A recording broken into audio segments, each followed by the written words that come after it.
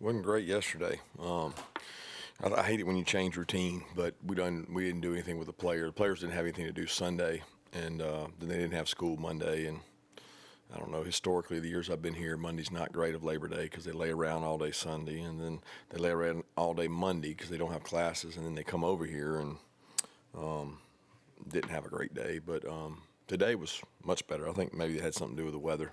It's a little cooler today, and they were in good spirits. We had a good practice. Yeah, Coach, I think I saw 13 true freshmen made their debut on Saturday against Clemson. What does that say about your program, and does playing time get used against you on the recruiting trail? I don't. I don't know about playing time. I think we can disprove that with the guys that have started and played. It may get used, but it doesn't work very effectively because we have as many freshman All-Americans and as many freshmen play as anybody in the country. So I don't know how effective it is, but I don't know. I would be interested to see how 13 compared to other years. Obviously, the type of game you play in would dictate that. Meaning, last year we probably had more than 13 play because of the score and the differential. A couple years ago against Clemson, we probably didn't have many. I know one that did, but I don't know many more than that one.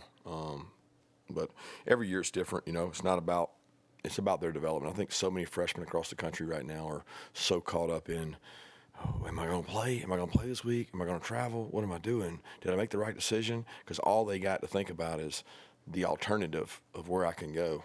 And if you just be where your feet are and get better, you'll come out on top in the end.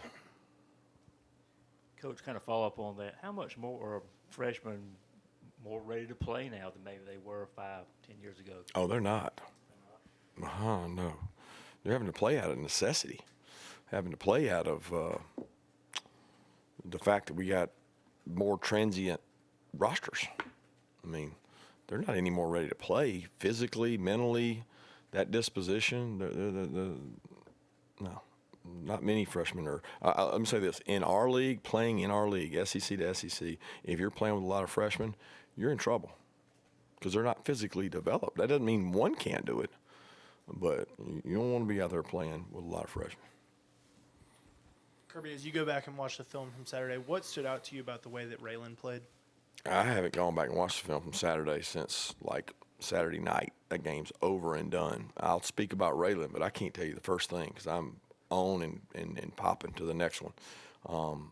Raylan worked really hard in camp. He had some struggles with cramping, and he wasn't able to finish some practices, and he missed a little time, not really injured, just not being able to finish it up. And I thought that hurt his stamina in camp. And then the last week, he started playing better and better and better in practices, and then that carried over a little bit into the game. I think he's much more confident in the scheme. He's seeing things well. He had some nice plays Saturday. He's a really good athlete. Yeah, to kind of just follow up on linebackers, you talk so often about how offense has changed, playing more in space. How has that changed how you recruit, I guess, inside linebackers specifically, as much as they have to play in space, cover tight ends, everything like that?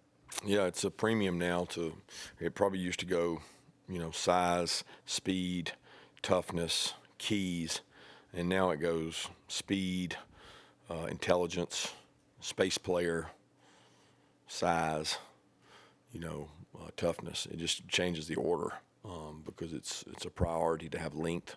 It's a priority to be able to match up and play in space, and you got to be able to run, cover down.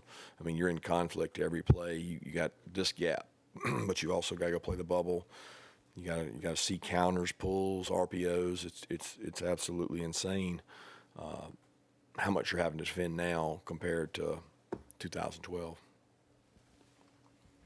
Yeah, what does Dan Jackson bring to this program, and what does it say about his ability that whether it's Malachi, a veteran, or KJ, whoever's at that other safety spot, he's able to keep that sort of secondary at that same high standard?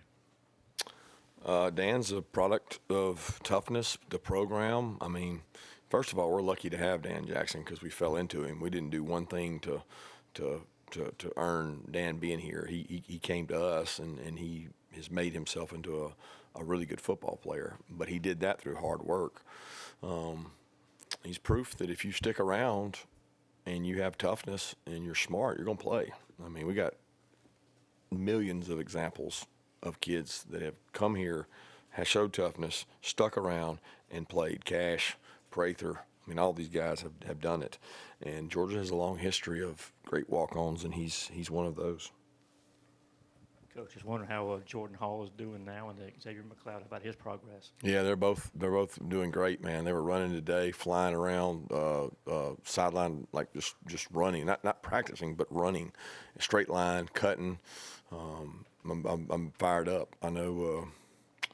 I don't know if it was Sunday or Monday. I looked out my office, and the 2 days run together because of Labor Day. But Jordan was out there smoking it across the field, and excited. He was up 5:30 in the morning, game day, rehabbing on his own, beat Ron in there, riding a bike in Atlanta. I mean, he is a different dude when it comes to rehab. He has attacked it and dove all in. I think he's probably a little ahead of McLeod, and McLeod's dealing with a different muscle tissue type injury, and he also hasn't really ever had a significant injury. So, but they're both pushing. Kirby, I wanted to ask you about non-conference games. I know you play Georgia Tech every year. Wonder with like a Mercer or Georgia Southern or another in-state school, why they haven't been on Georgia schedules when you have Tennessee Tech, you have UMass? Not the slightest clue. Can't give you good input. I mean, the schedule I have now, as far as I know, I inherited it. If I didn't inherit it, and I'm lying to you, I don't know. I didn't go down the schedule and say, "Ooh, let's go play Tennessee Tech over Georgia Southern or Mercer." I mean, I don't know. It's probably a better question for Josh Brooks. Kind of on that note, I talked to Bobby Wilder today. He said he wasn't thrilled about coming down and playing Georgia in Sanford Stadium. Lost his quarterback this past weekend, and there's obviously those differences and everything. As you as the host coach, you've been outspoken about you want to help these programs out. You want to bring them in. How do you sort of balance that? You don't want to get anybody hurt. You don't want to embarrass anybody. Does he still want the check? He said he absolutely did. He said, but there's no other way really for them to do it than Right. that. Well, that's my point. I mean, everybody can put me in a pigeonhole of, well, Kirby believes in these games, Kirby doesn't believe in these games. I believe in the sport of football. And if you told me that the sport of football is going to lose programs because they can't sustain without the financial help, then I want to support that. I also want the financial support of our fan base. And if you polled them, they'd rather play Clemson, Notre Dame, every week play somebody. And I respect that too. I enjoy that. I coached in the NFL. I've been around those kind of leagues. I mean, I'm sensitive to both of those things. I just think that if we're going to lose football at a lower level because of financial reasons, I'd rather try to sustain those programs and keep them up. Which, by the way, the quarterback he brought in played really well too, and is a really good athlete. And I hate it for the other kid because obviously he was the starter. Yeah, Coach, you can feel free to swap me away here, but do you dare take time to look at Kentucky this week at all? Yeah, I don't have time. I don't. What I do is look at all the 3rd and 1 and 4th and 1 plays in our conference, all the explosive plays in our conference, and the tape was extremely long, considering there's 60 and 70-point games out there, but it's not looking at anybody specifically. It's just what's going on. I want to ask about a couple of transfers. Michael Jackson, Jake Pope, how are they coming along? Both working hard, both doing good, both part of our culture and our program, doing a really good job of pushing and fighting for playing time. Why were you looking at the short yardage plays? Some sort of trend, or is it just something you always do? It's something I always do. I think it's important to, if I got to make the decision whether we're going for it on 3rd and 1 and 4th and 1, I want to know what's going on. You mentioned the work that Hall and McLeod are getting this week. What are Janelle, Warren Brinson, and Michael able to do this week, and what specifically is it that Janelle is dealing with in terms of a pull? Yeah, it's a soft tissue injury. Janelle practiced and did everything today. I wouldn't say he was 100%, but he practiced and did everything. Warren did some things, was out there, moved around pretty good.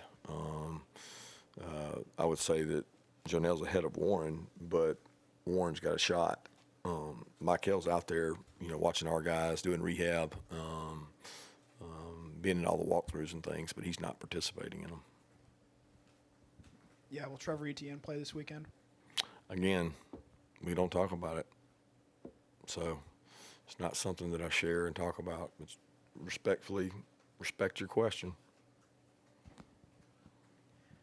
Yeah, it seemed like I always take the bullets on this, but on the going forward, the availability report start Right. next week. So if a guy is suspended, you have to declare somebody's in or out, right, by Wednesday. Mm-hmm. Will you, at that point, 'cause I think this past week you might have told ESPN that I didn't tell ESPN anything. was I don't talk to suspended. ESPN, so don't put words in my mouth, Chip. I didn't say that. You said I might have Holly told McGrath them. said that you said. I haven't talked to anybody. Yeah, so I just wonder. I mean, Not you know, giving like if- anybody any more information than I give you. So I don't tell them anything. But about as I understand the availability report, when it was discussed, there was a debate about whether you had to put that on there. I think you're talking about a non-injury reason to not be playing, like a kid's got a death in the family and he's not going to be at the game. Okay, he's got to go to a funeral, or he's suspended. You have another category there that you have to report that they're not going to play. And there was a debate about that. I think it ended with you do have to put that, but there was disclosure to me and to several coaches in the SEC that were concerned about what the speculation will be. Because if you put them in that category, what are you immediately going to assume? That they're what? That they're suspended. And I don't think that's fair, you know what I mean? Because you could be an assumption that's wrong. But I think you do have to disclose that in there. I'm not 100% accurate on that. We haven't had to worry about it because we're not to Kentucky week. And like I said, Ron's going to handle the entire injury part of that because I don't want anything to do with the injury part of that. But following up on that, your impetus for not wanting to declare Mm-hmm. like it's a suspension or whatever, is it gamesmanship? Is it like you just No, want the it's not opponent to gamesmanship at know, all or- for me. It's a kid. It's a kid, his family. It's respecting. When recruits come in my room, they say, we respect the way you handle things because a kid takes enough drug through the mud, headlines, everybody puts it out there, and then nobody knows if it's wrong or it gets dropped or any of that. They never get to do that. I want to defend the kid, and to discuss it again and say it again, then it's another whole headline out there. So it's not gamesmanship in any way, shape, or form for me. It's just I don't want that for the kid. I don't want to have to go through that again. That's why I don't discuss it. Coach, you emphasized that you tried to instill toughness in your players early on. Were you pleased with what you saw from your freshmen in terms of toughness against Clemson? I don't know. I didn't see. I mean, had a couple freshmen go in and get knocked off the ball. I mean, so no, I wasn't real proud of that. But I had some guy. I don't know that a freshman got to show toughness. Okay, there was not enough snaps. I mean, what freshman took the most snaps? KJ Bolden. He didn't have to show a lot of toughness. He wasn't up there in the trenches, and I mean, he had some nice tackles, he had some nice plays, but he didn't have to show toughness. You know, Nate Frazier had some nice holes and made some nice cuts, but he didn't have to show toughness. So, I mean, I respect your question, but I don't know how to answer it because I don't know that our freshmen had to show toughness. Monroe was in there pretty early on Saturday. Just where has he grown the most since he arrived last year? He's physically stronger, mentally in a better place, more confident in the system. I mean, we wouldn't put him in there and rotate him if we didn't have a lot of confidence in him. So he's going to continue to get better. Curious what you think of the 2-minute warning or 2-minute timeout, whatever they're calling it. I think it's an extra timeout. You know, like I've said repeatedly, I think it's going to get coaches more criticized. It's another thing that you can screw up. And you got to be really smart. I'm not talking about me now. I'm talking about you got to be really smart to not screw it up based on the analytics and all the things. A lot of people just say, I'm not worried about that. I'm just going to play with my gut. But when you read all the analytics into it, it's pretty deep. Yeah, Coach, do you have someone on staff that's sole job is to pay attention to clock management or anything like that, or is that all? Yeah, we got 3 or 4 people on staff that do that, and I think it's really critical that you got people covering your back.